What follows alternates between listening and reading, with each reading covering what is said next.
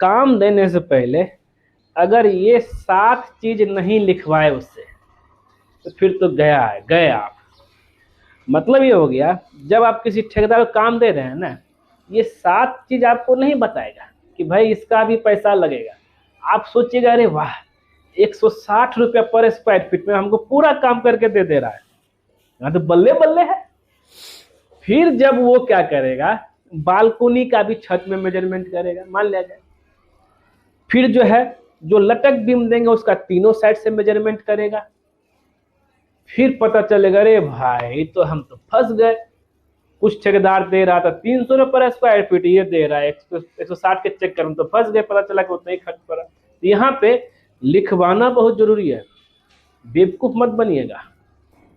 और देखिए ठेकेदार है, चालाक होता है, आपको बोलेगा 160 रुपये पर स्क्वायर फीट में सब कुछ करके दे देंगे, लेकिन जब वो काम ले लेगा, वहां पे अपना डेरा जमा लेगा, जब बात आएगा ना, पहला जो है काम एक्सवेशन का, बोलेगा नहीं जी गड्ढा खोद के दीजिए, उस रेट में कहाँ से होगा, फंस गए। अब आपको गड्ढा खोद के देना पड़ेगा। वही बोलेगा पता कर लीजिए ना, गड्ढा जो है घर का मालिक है खोद के देता है, गड्ढा का आपका अलग से लगेगा। तो यहाँ हो गया। तो यहाँ पर देखिए हम इसका बताएंगे डिफरेंस भी, मैं कहाँ पे लोग फंसते हैं। तो भाई ठेकेदार के जाल में मत फंसिए, लेकिन देखिए सही रेट क्या है वो हम बताएंगे। हम ये नहीं बोले ठेकेदार गलत है, लेकिन अगर वाजिब रेट देंगे उसको तो आपका जो सब चीज़ एक्स्ट्रा नहीं लेंगे। फिर जब फाउंडेशन बना दीजिएगा, प्लिंथ लेवल तक आ जाइएगा, फिर बोलेगा कि बैक फिलिंग आपको कराना पड़ेगा। ये भाई गड्ढों खोद के दो, बैक फिलिंग मतलब फिर से उसको भराई भी करके दो, फिर तुम्हारा इसमें क्या है, इतना 160 रुपये पर स्क्वायर फीट जो रेट लिया उसका क्या है। दूसरा काम ये एक्स्ट्रा हो गया। तीसरा जो है, बनाते रहिएगा घर, फिर पता चला कि भाई कि वो जो क्या किया है ना, छज्जा जो है की बात करता हूँ मैं, जो खिड़की के ऊपर छज्जा दीजिएगा, चाहे जो है आप रूम के अंदर छज्जा दीजिएगा, चाहे जो है बाथरूम के ऊपर जो छत बनाइएगा स्टोरेज के लिए, अरे भाई उसका भी तो अलग से लिया जा रहा है। मतलब हम तो सोचे थे, जो घर का मालिक होता है, कि 1000 स्क्वायर फीट का घर है, 160 रुपये पर स्क्वायर फीट ले रहा है वो, तो 1,60,000 में काम हो जाएगा मेरा। लेकिन यहाँ जो है छज्जा का भी ले रहा है, जो खिड़की के ऊपर निकला है, रूम में जो दिया हुआ सब चीज़ को लेकर के सबका आपको जो है अलग अलग वो रेट लेगा। यहाँ तो फंस गए आप।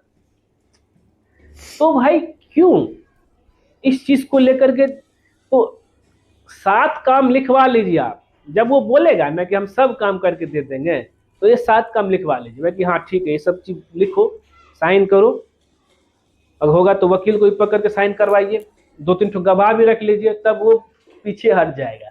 एक्चुअल रेट बताएंगे हम कितना पड़ता है। फिर चौथा है सबसे बड़ा समस्या, बालकोनी, जो कैंटिलीवर निकालते हैं हम लोग। अब 1000 स्क्वायर फीट का घर है, कल ही तो हम जो है जब लाइव सेशन में थे एक मैसेज किया कि सर 1000 स्क्वायर फीट का मेरा जो छत था, अब उसमें बालकोनी मिला करके 350 स्क्वायर फीट प्लस हो रहा है, मतलब 1350 स्क्वायर फीट। उसके हिसाब से अगर देखा जाए तो सर तुमको ये बोलता है कि उसका भी छतें मेजरमेंट करेंगे। ये तो सरासर गलत है। आप उसको हाफ मेजरमेंट कर सकते हैं, हाफ, फुल नहीं लेना है, हाफ। अगर मान लिया जाए ग्राउंड फ्लोर का, चाहे जो है जैसे 150 रुपये पर स्क्वायर फीट या 160 रुपये पर स्क्वायर फीट दिए, 80 रुपये पर स्क्वायर फीट उसको देना है, ना कि 160 रुपये पर स्क्वायर फीट देना है, जो ही मेजरमेंट किए। तो मेरा इसमें ये कहना है कि भाई क्या एक्चुअली में लेना चाहिए वो, कि छज्जा अगर ऐसे अगर चारों साइड से छज्जा निकाल दिया जाए तब तो 1500 स्क्वायर फीट हो गया, जहां पे मेरा जो है 160 के हिसाब से 1,60,000 में हो जाना चाहिए। सिर्फ छज्जा हम दिए घर में, तो उसके हिसाब से देखिए कितना हो गया,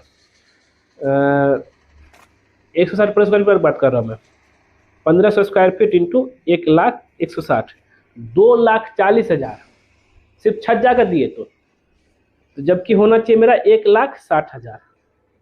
80,000 यही है जी, खाली छज्जा बनाने का 80,000 रुपये लेंगे। भाई क्या कॉन्सेप्ट है बताइए। तो देखिए क्या है कि सिर्फ एक साइड अगर छज्जा रहता है तो कंसिडरेबल है, चलो ठीक है भाई, उसका आप ले लीजिए छत का मेजरमेंट में। लेकिन तीनों फुल मेजरमेंट ले रहे, तीनों साइड छज्जा है, तब तो भाई तो गलत, सरासर गलत है। तब तो अगर हम विथ मेटल किसी को हम काम देंगे तब तो घाटा हमको है भाई, फिर छज्जा हम क्यों देंगे भाई। तो चौथा सबसे इसका भी आप लिखवा लीजिए भाई, 160 में दीजिएगा कि उसका अलग से लीजिएगा, या छत मेजरमेंट कीजिएगा या हाफ कीजिएगा, जरूरी है ये। पांचवा है सीढ़ी का बिल। पहले वो छत का जो पूरा ले लेगा, फिर सीढ़ी का स्टेप भी नापेगा, हेडरूम मिलेगा नहीं भाई, जो छत का जो मेजरमेंट लिए हैं लंबाई चौड़ाई, उसी में सीढ़ी का भी दोनों फ्लाइट आ गया। हाँ भले ही आप हेडरूम जो बनाएंगे उसका अलग से ले सकते हैं, तो ये भी लिखवा लीजिएगा। और छठा है सीलिंग प्लास्टर। जब हो जाएगा ना सिविल काम, बोले सीलिंग प्लास्टर क्या जरूरत है जी, सीलिंग प्लास्टर इसमें नहीं, 160 में नहीं, उसका आपको अलग से लगेगा। भाई फंसते जाइए फंसते जाइए।